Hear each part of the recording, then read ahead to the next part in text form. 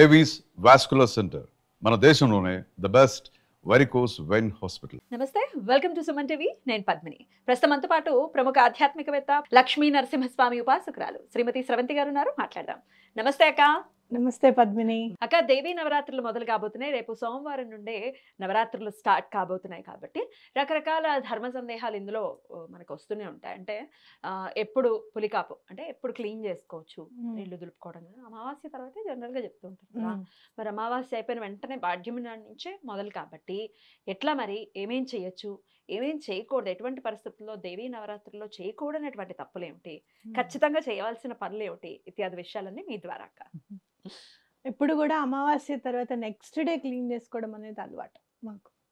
అంటే దేవుళ్ళని అంతా కూడా పుల్కాప్ అంటాము, అదంతా కూడా అప్పుడే చేసుకోవడం అనమాట. అయితే ఈసారి దసరాలు అని అంటే చాలా మంది కలశ స్థాపన అవి కూడా చేసుకుంటారు, చాలా టైం పడుతుంది కాబట్టి కొంతమంది ఏం చేస్తారంటే ముందు రోజు నాడు చేసుకుంటారు అనమాట. అయితే క్లీనింగ్ అనేది యాక్చువల్గా అమావాస్య నాడు కనుక క్లీన్ చేస్తే క్లటర్స్ అన్ని కనుక రిమూవ్ చేసేసుకుంటే నెక్స్ట్ డే నుంచి చాలా బాగుంటుంది అని చెప్తారు మేనిఫెస్టేషన్లో. ఓకే.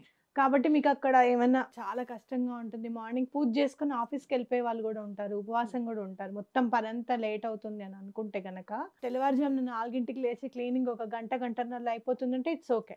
లేదు అంటే గనక ముందు రోజే చేసుకోవడం అనేది బెటర్. అమావాస్య నాడు చేసుకోవడం, ఇల్లు దులుపుకోవడం కాదు, ముందు రోజు ఈసారి అసలు గురువారమే ఇల్లు దులుపుకోవాలి. శుక్రవారం నాడు మనం ఇల్లు దులుపం కదా, లేదంటే శనివారం నాడు ఇల్లు దులుపుకోవచ్చు, ఆదివారం ముందు రోజు సాటర్డే ఇల్లు దులుపుకోవచ్చు. సాటర్డే అంటే పండగ. లేదు కొంచెం ఎక్కువగా ఉంది, పెద్ద ఇల్లుగా ఉంది, చాలా దులుపుకోవడం చాలా అంటే గురువారం స్టార్ట్ చేసాం కాబట్టి శుక్రవారం కూడా చేసుకోవచ్చు. శుక్రవారం స్టార్ట్ చేయకూడదు, గురువారం కొంచెం ఏదైనా కొంచెం స్టార్ట్ చేసుకొని పేరుకని చెప్పి స్టార్ట్ చేసామని చెప్పి అలా చేసుకుని కూడా చేసుకోవచ్చు అన్నమాట. మరి చేయకూడని పనులు ఏంటి అని అంటే గనక గట్టిగా మాట్లాడడం, కోపం తెచ్చుకోవడము, పిల్లల్ని పిచ్చి పిచ్చి మాటలతో తిట్టడము, ఇలాంటివి అనేది పొరపాటున కూడా చేయకూడదు. భర్తను విసుక్కోవడం, భార్యను విసుక్కోవడము, పని వాళ్ళని పని ఉన్నప్పుడే నువ్వు మానేస్తావు అని చెప్పి అనుకోవడం, ఇలాంటివన్నీ చేయకూడదు. జనరల్గా దసరా సెలవులు మొదలయ్యేటప్పటికి అందరికీ కూడా ఊర్లో వెళ్ళాలి అని అనిపిస్తూ ఉంటుంది. ఊర్లో వెళ్ళే హడావిళ్ళల్లో కూడా ఉంటారు కాబట్టి ప్లాన్ చేసుకోవడం ఎట్లా, పూజ ప్లాన్ చేసుకోవడం ఎలా అని అనుకుంటే కనుక 9 రోజులు పూజ చేసుకోవాలి, కలశం పెట్టుకోవాలంటే మాత్రం ఒకటే దగ్గర ఉండాలి. లేదు మేము ఎక్కడైనా సరే చేసుకోవాలనుకుంటున్నాము, ఊర్లో అయితే కూడా చేసుకోవాలనుకుంటున్నాము అంటే ఇక్కడ 2 రోజులు చేసుకొని అక్కడ చేసుకోవచ్చు. లేదు అంటే కనుక 3వ రోజు నుంచి కూడా మొదలు పెట్టుకోవచ్చు. ఒకవేళ అడ్లు వచ్చే రోజులు అని అనుకుంటే కనుక లాస్ట్ 3 days అయినా చేయొచ్చా? చేయొచ్చు. దుర్గాష్టమి చేయొచ్చు, తప్పకుండా చేయొచ్చు. 3 days అయినా. మీకు ఎవరికైనా ఓపిక ఉంటే కనుక లలితా సహస్రం 3 పూట్ల చదవడం అనేది చాలా ఇంపార్టెంట్. 3 పూట్ల లలితా సహస్రం చదివితే చాలా మంచిది. అర్గళా స్తోత్రం అని ఉంటుంది అమ్మవారిది, చాలా బాగా కలిసి వస్తుంది. ఈ 9 రోజులు కనుక అర్గళా స్తోత్రం చదివితే కనుక చాలా బాగుంటుంది అనేది ఖచ్చితంగా చెప్పుకోవచ్చు. ద్వాదశ నామాల్ని కూడా మీరు చెప్పి ఉన్నారు ఆల్రెడీ. ఒక్కసారి మన ప్రేక్షకులకు కూడా ఒక్కసారి ఈ సందర్భంగా ఈ 32 నామాల్ని గనక చదువుకుంటే వచ్చేటటువంటి అంటే అమ్మవారి అనుగ్రహం ఎలా వస్తుంది అనేది ఒకసారి చెప్పండి. ఆ తర్వాత ఒకసారి చదివి కూడా వినిపించండి, ప్రేక్షకులు చక్కగా. అలాగే తప్పకుండా చెప్తాను పద్మిని. మనం కనకదుర్గ అమ్మవారి గుడిలో ఎక్కడ కూడా మనం చూస్తే కనుక హోమము అంటే చండీ హోమం చేస్తాం. అమ్మవారికి ఏమో నామాలు అంటే లలితా సహస్రనామాలు చదువుతాం. మరి దుర్గా సహస్రనామం చదవట్లేదు అన్న ఫీలింగ్ ఉంటుంది కదా, అలాంటప్పుడు అనిపిస్తూ ఉంటే అమ్మవారే తనంతట తానే ఈ 32 నామాలు చెప్పారట. నాకు ఈ నామాలంటే చాలా ఇష్టము కాబట్టి ఆ 32 నామాలు చదివితే లలితా సహస్రం చదివినంత ఫలితం వస్తుంది అని ఖచ్చితంగా. బ్యూటిఫుల్ అసలు. ఎందుకంటే లలితా సహస్రనామం 3 సార్లు చదవాలండి, మాకు అంత సమయం అంటే ఆఫీసులని ఇలా గజిబిజి లైఫ్లో మాకు అవ్వదు, లేకపోతే మాకు చదవటం రాదనుకునే వాళ్ళకి ఇది మంచి అద్భుతమైనటువంటి ప్రత్యామ్నాయం. అలాగే లలితా సహస్రంలో ఇంకోటి ఏంటి అని అంటే మనం చదివామనుకో అమ్మవారి గురించి మొత్తం తెలుస్తుంది మనకి. ఇప్పుడు అంటూ ఉంటారు కదా వారాహి అమ్మవారు ఉగ్రదేవత అని, అంటే అసలు వారాహి అమ్మవారు ఉగ్రదేవత అయితే లలితా సహస్రనామాల్లో ఎందుకుంటుంది ఆవిడ? గిరిచక్ర రథారూఢ అని చెప్పి వస్తుంది అమ్మవారి గురించి.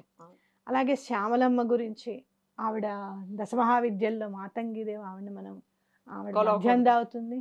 మనం అమ్మవార్లకి కూడా పేర్లు పెట్టేసే అంత పెద్దవాళ్ళం అయిపోతూ ఉంటాం ఒక్కొక్కసారి అని అనుకుంటే కనుక ఆవిడ జ్ఞానశక్తిగా ఎందుకు కనపడతారు? అలా అమ్మవారి స్వరూపం ఏమిటి అనేది ఖచ్చితంగా తెలుస్తుంది అనమాట. అర్థమవుతుంది అసలు అమ్మవారికి ఏమి ఇష్టం, ఏం నైవేద్యం పెట్టాలి అని అంటే గూడాన్న ప్రీతి మానస అని ఉంటుంది. గూడాన్నము అంటే బెల్లం అన్నం అంటే అమ్మవారికి ఇష్టమా, మందార కుసుమ ప్రియ, అబ్బా మందార పూలు అంటే అమ్మకి ఇష్టమా, చెంపక అశోక పున్నాగ సౌగంధిక లసత్కచ, అబ్బా ఇన్ని పూల, ఈ పూలు అంటే అమ్మవారికి ఇష్టమా, ఇదంతా అర్థమవుతుంది. అన్నీ ఉంటాయి అయితే అందులో అన్నీ అర్థం, అన్నీ తెలుసుకుంటే. అసలు మణిద్వీపం అంటే ఏంటి, చింతామణి గృహంతస్థ, అబ్బా అలాంటి ఇంట్లో అమ్మవారు ఉంటుందా అన్నమాట.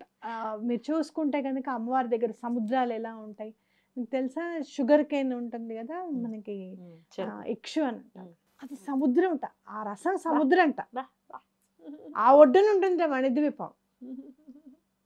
అర్థమైందా, అంటే మధురమయం అన్నమాట. ఇంకా అలాంటి మధురమయమైన ఇంట్లో అమ్మవారు ఉంటారా, ఇన్ని ప్రాకారాలు ఉంటాయి. అసలు అమ్మవారు ఎక్కడుంటారు, వారాయి అమ్మవారు ఎక్కడుంటారు, ఆవిడ ఎటువైపు ఉంటారు, అన్నీ కూడా మనకి చదువుతూ ఉంటే తెలుస్తుంది, అవగాహన వస్తుంది. ఇంకా ఇది చదువుకుందాం అది చదువుకుందాం అని అనిపిస్తూ ఉంటుంది. మణిద్వీపం గురించి ఒకసారి వివరంగా ఎప్పుడైనా చెప్తారా, తప్పకుండా నేర్పిస్తారా మన ప్రేక్షకులకు? తప్పకుండా మరి మీరు తెలుసుకోవాలనుకుంటే కనుక ఖచ్చితంగా కమెంట్ సెక్షన్ లో మీ ఇంట్రెస్ట్ ని నాకు తెలియజేయండి. సో దట్ ఎస్ ఇంతమంది ఇంట్రెస్టెడ్ గా ఉన్నారు అని అది తెలుసుకుని చెప్తే ఇంకా ఉత్సాహంగా చెప్పేటటువంటి పరిస్థితి ఉంటుంది. కాబట్టి కమెంట్ సెక్షన్ లో ఖచ్చితంగా తెలియజేయండి.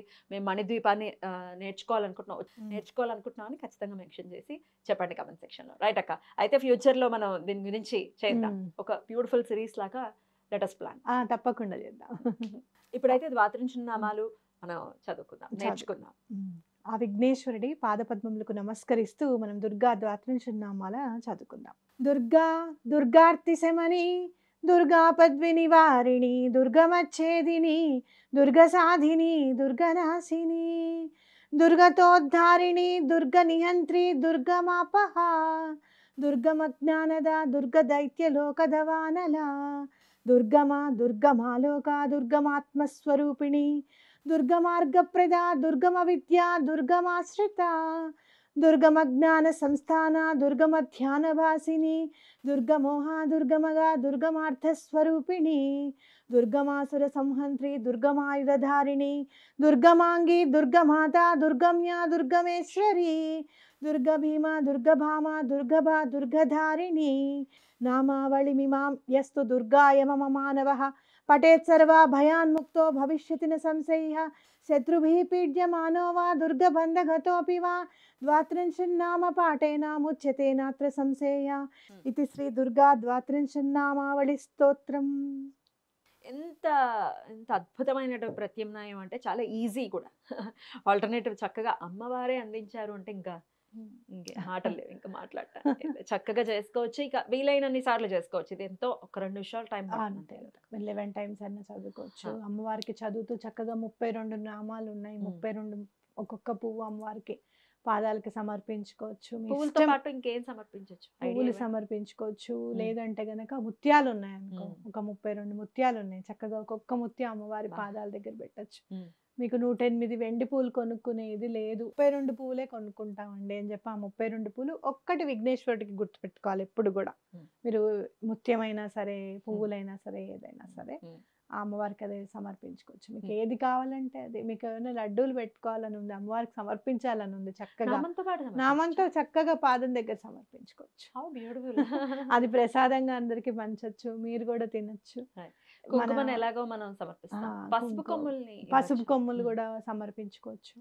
అలాగే చిట్టి చిట్టి గాజులు కూడా వస్తున్నాయి, అవి కూడా పెట్టుకోవచ్చు. లేదు అంటే గనక గాజులు సమర్పించాలి అంటే గనక జత గాజులు సమర్పించాలి. ఒక్కొక్క నామానికి 2 గాజులు సమర్పించుకుంటే చాలా బ్యూటిఫుల్ అక్క. చక్కగా నవరాత్రిలో ఇది చదువుకోవచ్చు.